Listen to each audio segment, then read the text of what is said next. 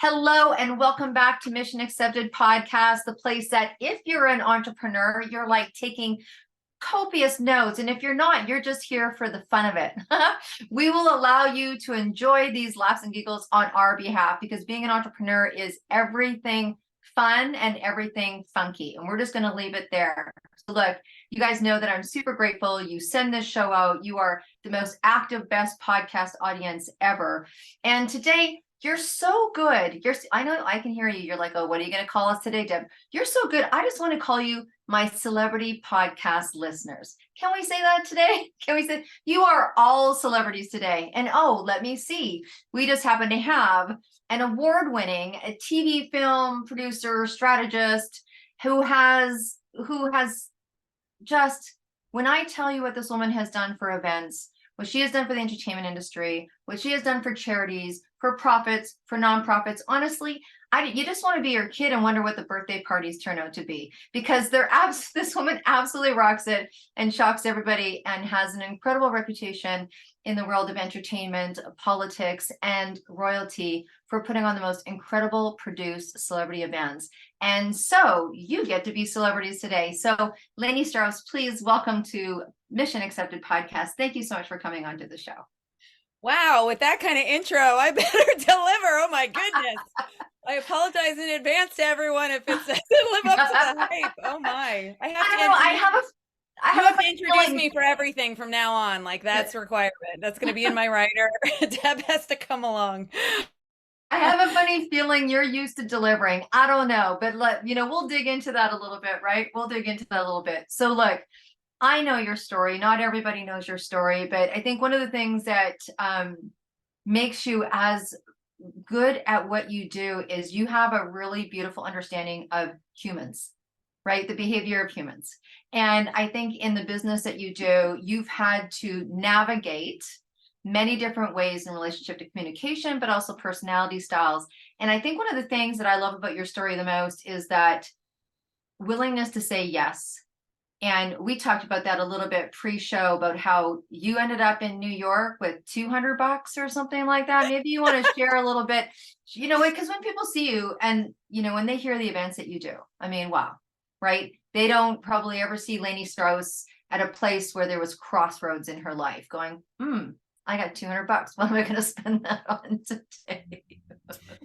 Well, I mean, newsflash, the early aughts of my life were a bit of a train wreck, to be honest. So, I think part of what, I don't want to bore everyone with my whole origin story. This isn't like a Marvel movie, but, essentially, my father was in a horrible car accident when I was pretty young. And so I'd had this sort of middle class, comfortable life, or so I thought. And then because my dad was an entrepreneur in himself, he was an inventor, he had his own business, he was unable to work. So he, we lost everything. So from a very early age, I had to work, and I learned, for good or for better for worse, that, I had to rely on myself to make sure I was okay. And that has served me well over the years. My parents were loving, quality human beings, but that's not something you kind of count on or predict.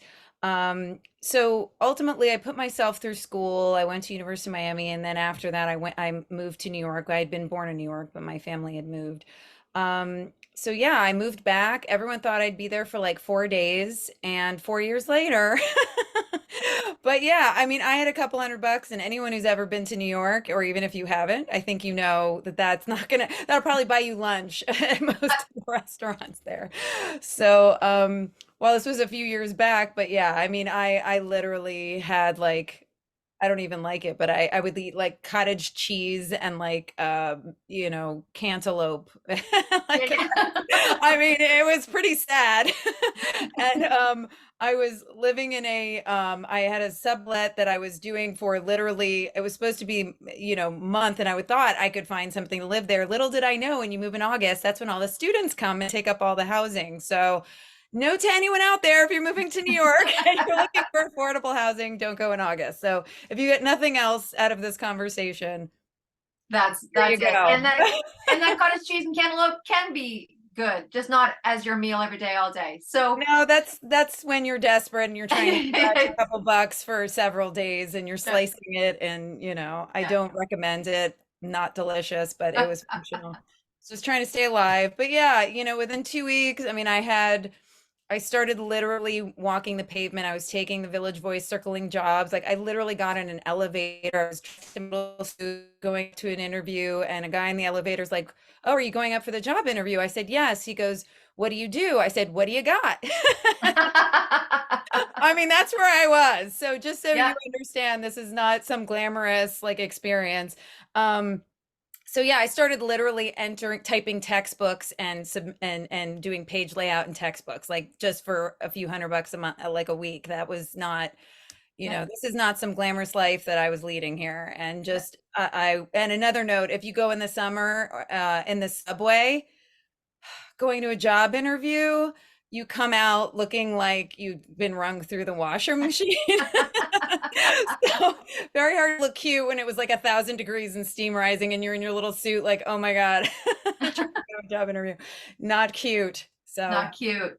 Well, I mean, I think that that's the part that makes you so good with human behavior and communications. And let's talk a little bit about that. So, everyone's like, oh, actors, singers, authors, producers, they all had their break. And sometimes that's not the case for people. It wasn't that one person that walked into the, we were all like, was that the person that walked in the elevator? Was that Steven Spielberg?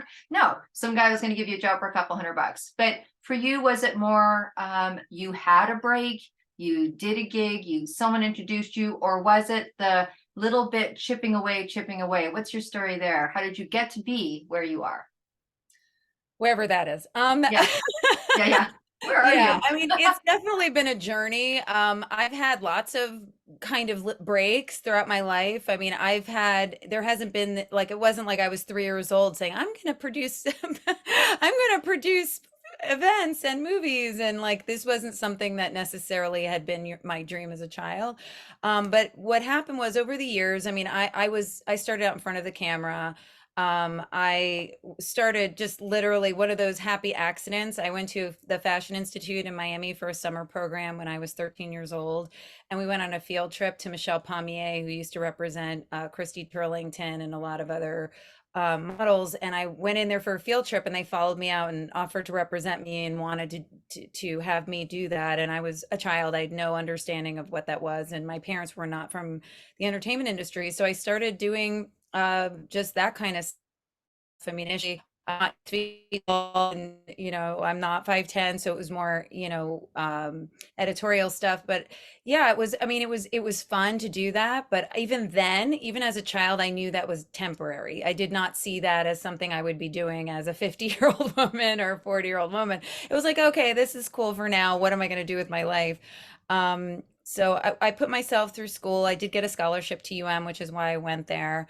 And I worked my whole way through. I mean, everything from sewing costumes in the theater department for a student job to working at clubs and restaurants at night and going to class first thing in the morning. There wasn't a lot of sleep happening. But yeah, I had no choice but to hustle. It was either like move or fall down. So that was kind of something I had to learn as you figure it out. And I do believe if you are hardworking, you work in integrity, you do everything the right way as best you can with the best intentions, things have progressively worked out. Doesn't mean there's not ups and downs. But I work consistently. I mean, I did everything. I danced flamenco at the Fairmont on South Beach and sat people at their tables. I mean, you name it. I mean, seriously, I'm not exaggerating when I say, I mean, I did music videos for Latin artists. I was doing salsa dance. I mean, seriously. Yeah, Like if you say, and the fun part is I never think that learning something is bad. So even if it's not something I use all the time, I'm able to it served me over the years, and you never know what you're going to have to do When you're a producer, I've had to, someone didn't show up and we went long and we had to come up with dinner. I literally ran as fast as I could to the nearest grocery store and just started buying those pre-made rotisserie chickens and like stuff at the deli counter. And some people are vegetarians and salads and bread. And I'm like sitting there with a bad knife, hacking it into pieces and making it look pretty on a tray. And I'm like, okay, dinner. Like nobody knew. I'm like, close the door. I had to like, I mean, when there is things that you just have to make work. And so one of the skills that I think over all this is I've had to develop is problem solving, making the best out of a situation, keeping a calm head, putting fires out. And as you mentioned, understanding personalities, but also taking my own ego out of it and focusing on what is the solution. So if somebody else loses their temper or if somebody else is angry and they get in my face and start yelling at me, I have learned to not take it personally because almost always it's not about me. It's about whatever's going on for them in that moment. And it's not about being reactionary. It's about being focused on what the solution is and okay, this happened. What can I do for you to make it better? How do we fix this? And be solution oriented, because it's very easy to get defensive, to attack back if someone's attacking you. So a big part of it is really about learning to take your own ego out of the situation and focus on solutions. And you can address it later, and debrief. And if there's things you need to learn from and do better in the future, obviously there's always lessons to be learned, even if it's just to think of that for the next time, because sometimes you can't know and you don't have control over weather, you don't have control over COVID, you don't have control over all these things. So, but if you can think 3 steps ahead and go, okay, if this happens, this is my backup plan. If this happens, this is my backup plan. And sometimes you just have to react on the surface and do the best you can in that moment. And you can't dwell on it. It's not about pointing fingers and yelling at someone else or taking your frustrations out. It's really about removing the emotion and the ego and addressing whatever's happening as quickly and calmly as you can. And that will serve you, I think, in every industry. Because whether it's your boss, whether it's a client, whether it's your mom, if someone's upset with you. Let's get real. Yeah.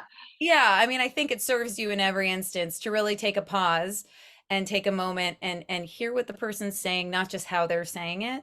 And really look at the root. I'm very big on looking at roots of problems. And I think that's something that's missing from politics, from, conversations about issues in our social system, in our education. Everyone wants to just complain about what's wrong with something. I really like to delve in and look at roots. Like, why is this happening? Because that's the only way you can really resolve something. It's like, if you have a disease and it gives you headaches and you just take an aspirin for the headache, you might get rid of the headache temporarily, but you're not resolving the root of the cause of the issue. So that's how I kind of look at everything, whether it's an event, whether it's funding for a project, whether it's working with people. It's like, okay, I hear you. Like, why is this happening? What happened? What can we do about it? And just moving on from there. And then that has really served me because people get heated in a moment. And because there's a frustration or people want things to be perfect, people want things to be the best, and sometimes you just have to go, okay, this is the best it is for now. You can't Yeah. you can't focus Well, on we it. talked about that, and it's, I think what some people see and some people experience are very different. And Yes. the nervousness around what is etiquette, what is not. I mean, you've dealt with everyone from actors and actresses. And I think if you've been on the planet a little while, there's people they know like, oh, these directors are a little kind of funky, these Yeah. actresses a little funky, or there's some demands that they have, right, wrong, or good or bad. It doesn't really matter. These things that you have to accommodate with. So just because someone has needs doesn't mean that they're, difficult. It just means like, hey, maybe they don't like carrots. You know what I mean? So there's carrots in their salad. So please fix it. It doesn't have to be demanding. But you're talking about different countries you work with, royalty in different countries. There's different culture. There's different rules, politics, what side of the game, what are politicians. Did you learn that on the spot? Like, how did you become so versed? Or was it like, yeah, I'll take that project on and then I'm going to start researching how to shake that hand properly in that country? Like, tell us. Yeah, it's all of that. I mean, some of it is just, what I've learned to do with people is do a lot of listening and just come from a respectful place. But yes, obviously, if you're dealing with, there's a lot of rules and regulations around if you're dealing with certain level or obviously royalty, there's each country or each, even just going to countries, whether it's the Middle East or you're going to Dubai and I will research, I will, and I'll ask. I don't pretend to know everything. And if whoever I'm dealing with over there, I will ask, I will say, is there anything that I want to be respectful? Is there anything I need to know or anything that I should know? Whether it's, in England, you're not supposed to touch the royal family unless they initiate it. In other places, they want you to have your shoulders covered, or they may want you to have your head covered, or maybe you need to wear things to the knee. So always erring on the side of respect is, will always serve you well when you're in those circumstances. But I do ask. I honestly do. I don't pretend to know everything, and not everything on the internet is accurate either. So while you can Google stuff, you'll see conflicting information. So I always like to actually go and ask whoever they usually have someone who's managing their schedule and who you're dealing with. So I do ask, I say, I really would like to be respectful. Please let me know if there's any behaviors, if I'm supposed to speak to them in a certain way, call them a certain something. If am I supposed to bow? Am I supposed to, are they supposed to shake hands? And sometimes they'll say, oh, forget the formalities. Just talk to me, talk to me like I'm your friend. But always let them initiate that. I never make assumptions. And a lot of people, I think the reason why some Americans unfortunately get a bad rap, and it's not all Americans, obviously, is, sometimes we're unwittingly going into a situation where culturally people are different. And it's not intentional, but they just, someone goes there and they just don't know, and they do what they're comfortable with in their home country or their home state, and they don't realize that that can be offensive in another country. So I do think, just if you want to be respectful, do look into it when you're dealing with other cultures, whoever it is, because even in certain, if you're just going to a family home, I mean, certain things in Japan, and removing your shoes, or do you bow, or where do you sit, or how do you sit, or how do I refer to somebody? There's respectful words that you want to use. And I think if you're coming from a place of wanting to be respectful, whether you're dealing with royalty or you're dealing with just a family from another country, every culture has their sort of do's and don'ts and things that you wouldn't even think of necessarily to ask. So that's why I just ask generally, is there anything I should know? Like, please tell me. And sometimes they forget to tell you stuff anyway. But again, if you're coming from a respectful place, you can, and you do make a faux pas, you can say, oh, I do apologize, I was unaware, or something like that. But obviously, if you educate yourself better, you can avoid, Yes. hopefully, the most egregious things. With the things. So, yeah.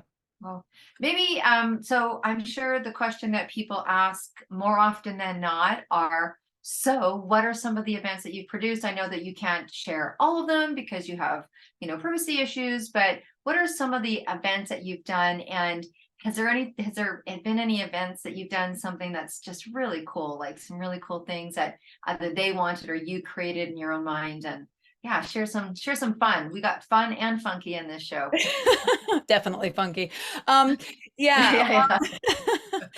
Well, every event, see, this is the thing that I always like to say to people, because they'll say to me, like, oh, how did you do this? Or how did you do that? And people want to do, oh, do we do a black tie event? Or do we do a casual event? Or do we do a cocktail event? And I always start from, who are you inviting? What is the result of this event? What does success look like to you? What are you trying? What kind of thing are you envisioning? If some people have a big vision of what they want it to look like, so that's what I want to hear first. But also, who are you inviting? And it's funny because most people forget that. It's like they kind of go, oh, I want to do a black tie, or I want to do this club thing, or I want to do a concert, or whatever it is. But I like to work from that place because we're creating an experience for the guests. And I want to make sure whoever is coming, that it's going to appeal to as many of those people as possible. Obviously, there's always somebody who can complain, right? But if I'm going to have a lot of people who've seen and done everything, it's funny because people are, oh, it's so cool, you have these famous people in the room. And I'm like, for me, my perspective is, oh my God, how am I going to make these people happy? Like, what can I do that will be unique and special that they haven't already seen? I mean, I did the Ellen DeGeneres Ellen Fund event, and it is Leonardo DiCaprio in the room, and Sofia Vergara and Jennifer Aniston and Ted Sarandos, who heads up Netflix, and every head of every studio, and every people top in their field all over, all over the country, and people fly in, and so how do I make that special for somebody like that? So that's to me is more of a struggle than, you know, yes, of course, it's wonderful to have those people in the room, and I'm always, privileged and honored to be able to do things for anyone, but it's it's definitely a Mhm. little bit harrowing to think, okay, what can I do that's going to appeal to this group that's special? And Ellen was hosting it. James Corden and Ellen did the live auction.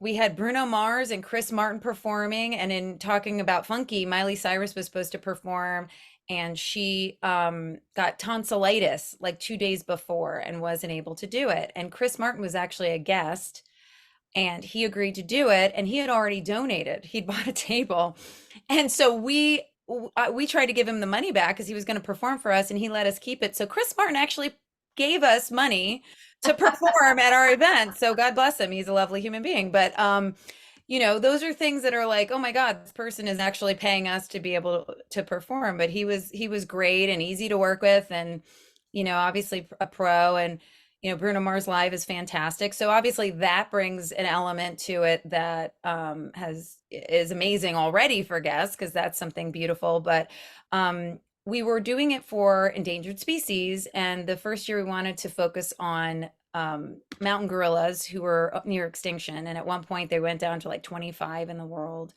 And Ellen had a very close relationship. And I can say this, normally I don't talk about things, but she's talked about it on her show. So I just give you top line stuff. This isn't, but she was a fan of Diane Fossey. And Portia de Rossi gave her this foundation for her 60th birthday as a gift. Think about trying to buy something for someone who has everything. So so God bless Portia for doing that. That was a very sweet idea. So in this, she wanted to save endangered species, and she started with this mountain gorilla. And so to me, I'm going, okay, because when I'm working on a nonprofit or a cause related thing, I want people to leave with more knowledge than they walked in with, right? But I don't want to be boring, and Mhm. you don't want to hit people over the head, and you don't want to make people feel like they're taking a class, but you want people to understand, why should I care about this topic? I mean, there's so many great causes. Mhm. So I said, okay, how can we possibly make people care about a mountain gorilla in Rwanda, and why should they care over cancer and all these other things, right? So I said, wouldn't it be great if I could bring a gorilla to the Palladium? But I went, okay, that's probably not a good idea. So how else do we do this? So I said, can we create a VR experience so that people can kind of get that feeling in a safe environment? We don't get mauled by a gorilla. So, one thing I learned is that it's a forest, not a jungle. It's actually a forest.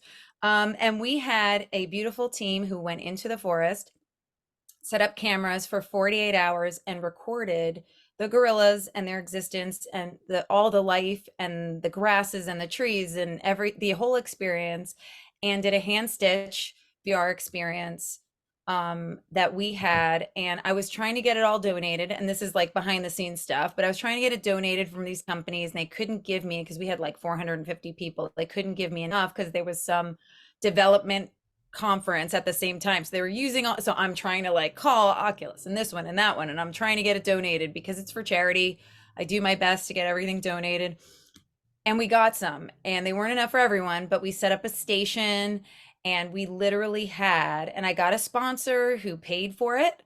So it didn't come out of the cause. Yeah. So, and then it was so funny because the person who sponsored it was recording people having the experience, and he didn't realize what he was recording. So they had the Oculus on, and and this woman was like, ah, ah, ah, because there's like a gorilla reaching out. So he thinks it's hilarious. So he's videotaping this woman, and he didn't realize she pulls it off, and it was Julia Roberts. And then he goes, ah, after she, so it was like the most perfect video, because she was having the VR experience, and Ellen loved it. So she brought it to the show that Monday and was showing it to, she had Nicole Kidman and Margot Robbie and Charlize Theron on, they were doing Bombshell at the time. And this is right before COVID.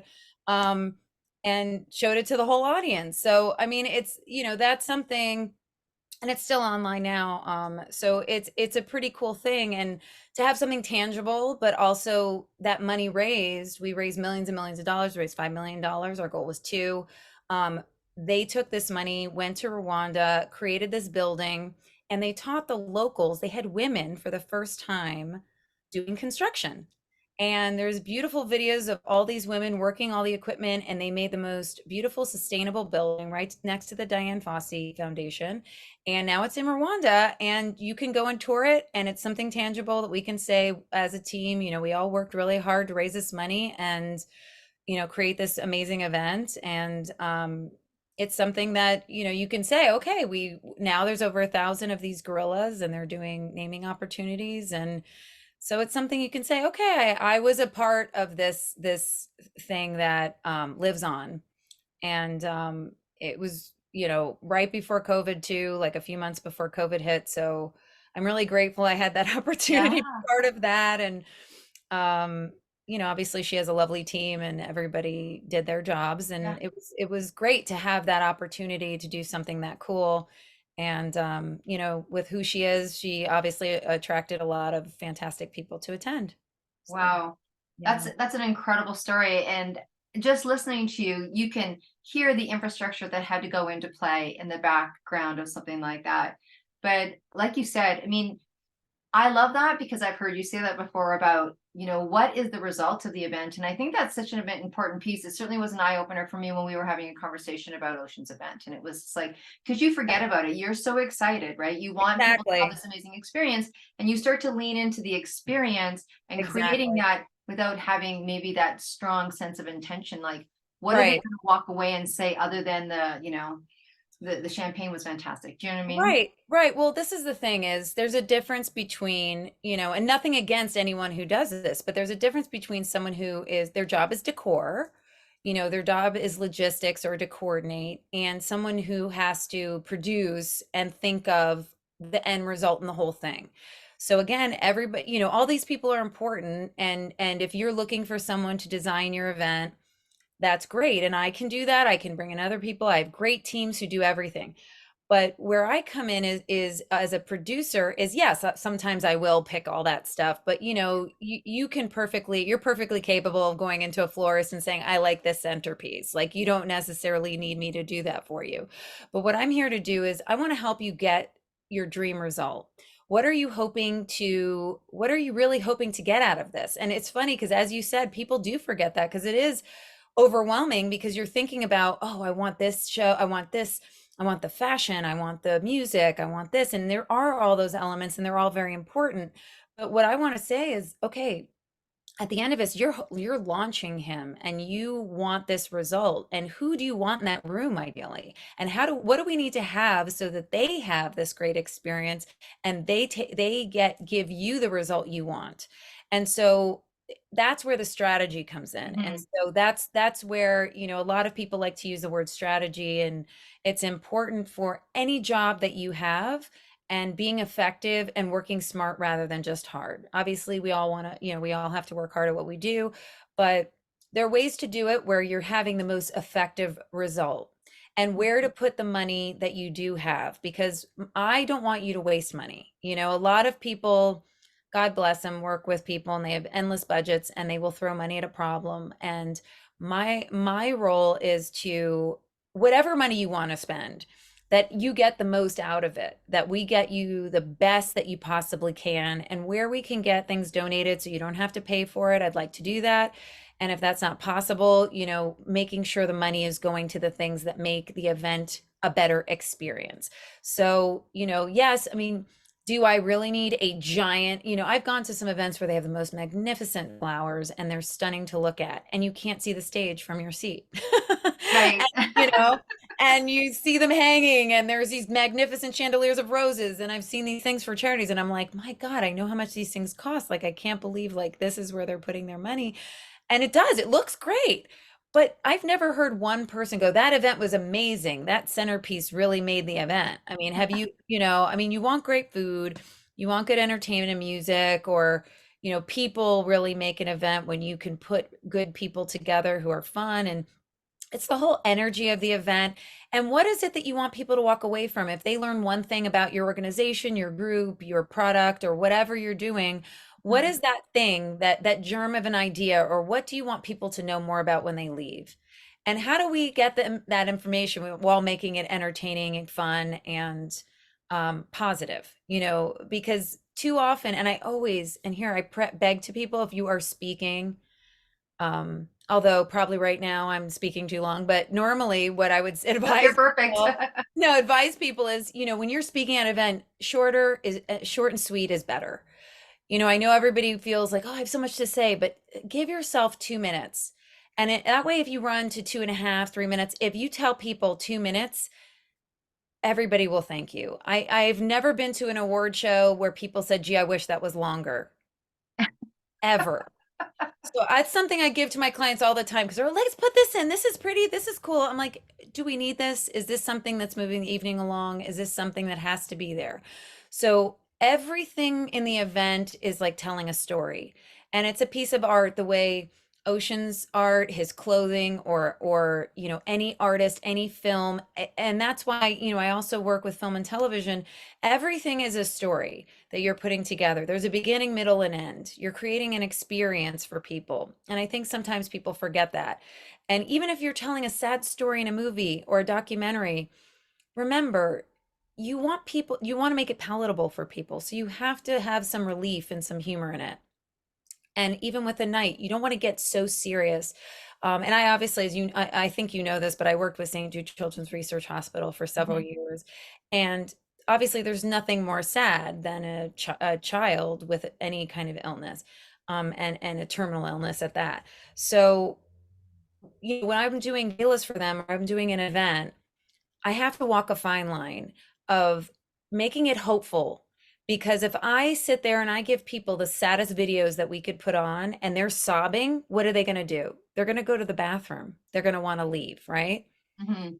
No woman wants to sit there with mascara running down her face at a gala, right? You're at a black tie, you put yourself together and you go there and we just put on the worst thing and make people cry and leave.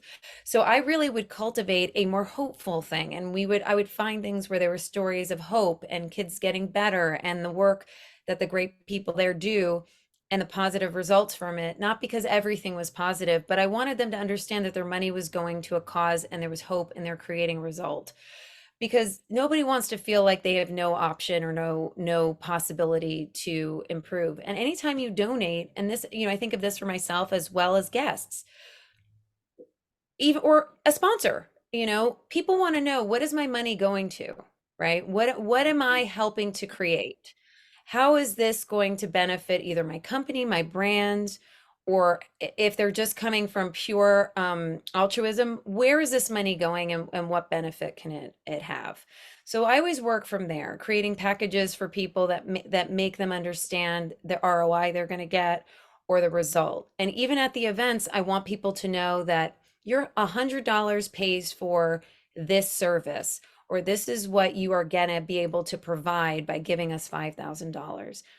And every organization is different, but I like to create that because who doesn't want to feel like, oh, I gave $100 and it paid for a week's food for a family in need, or I gave this and it provides X.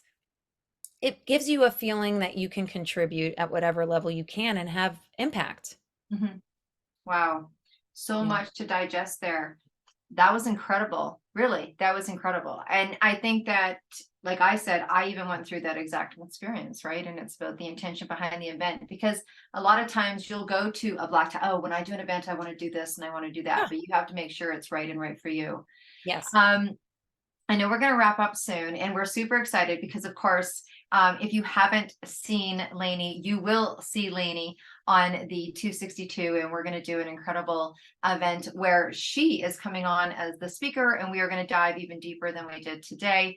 And then you'll be able to see her on our streaming channel, and she will be with us a couple of times. So you'll have to pop over to the event page on debdrummond.com, and you can line yourself up to come hear more of Lainie. But and of course on Mission Accepted Media, the podcast will be everywhere. But kind of in your final wrap up, whether It's what you're working on now. If you can tell us anything you're working on now, if you want to lead us to anything. As soon as I told Ocean that you did something with Seth, well, you got to know we're Vancouver, Canada people. It was like you just went like to here. I was Oh, like, well, there you go. he's like, oh, that's cool, that's cool. And then I was like, Seth, and he's like, what? So when I don't even know, I'm not saying the last name because I don't even know if you can say it, but share with us maybe kind of what's going on for you right now, some of the things that you're working on, wrap us up, drive us to learn more about you, and where can we do that? Yeah, well, you can go to LainieStrouse.com. There's a few little trailers of a few projects I'm working on now. I'm also doing some international events. If I'm allowed to announce them, when I'm allowed to announce them, I'll definitely bring them to you and let you share them with your audience. Okay. Um, but yeah, I have a few private events. I work with F Cancer, which is letsfcancer.com, which is a nonprofit that provides free screenings for people who don't have health care so they can find things earlier stage, teach people how to avoid the cancers they can with certain lifestyle choices and education and lots of positive things there, which is wonderful. And I work with Cameron Boyce Foundation for epilepsy. So we're having an event there coming up later this year as well. So lots of things to come. I'm also doing some international events with the Polo Federation and various people. So it's going to be exciting. Lots of travel coming up and fun stuff. But yeah, I'm scheduling a few movies that are going into production as well. So I'm excited. As soon as I have more details, I will let you know. Okay, and in the meanwhile, we'll just, our Vancouver, Canada boy, we're so excited to hear that you worked with him. Hmm. Okay, so that being said, thank you so much. We look forward to our next conversation with you, and thank you so much, listeners and viewers, and do what you do best, and that is to share, ask questions, send in your comments. If you want to be where Lainie's sitting and you want to share your passion or your mission or your vision or whatever it is that you're doing and contributing to the world, you know where to reach me. This is not difficult. It's deb@debdrummond.com. And you all know about the 262 movement because it's gone from an event to a project. I'd say it's actually gone from a project to an event, now to a movement. And we now have this beautiful public page, the 262 media page, where you get to find about all of the authors, all of the speakers, all of the events, because this apparently is not ever going to end. And June 6th, Vancouver, come join us in Vancouver on June 6th. I never timestamp. If you hear about this after June 6th, 2024, well, I'm sure we're going to be doing a live book signing launch somewhere near you. So reach out to us. Thank you, Lainie, for being part of Mission Accepted. Thank you, audience, for doing everything that you always do. And until we see you again, be well and stay groovy.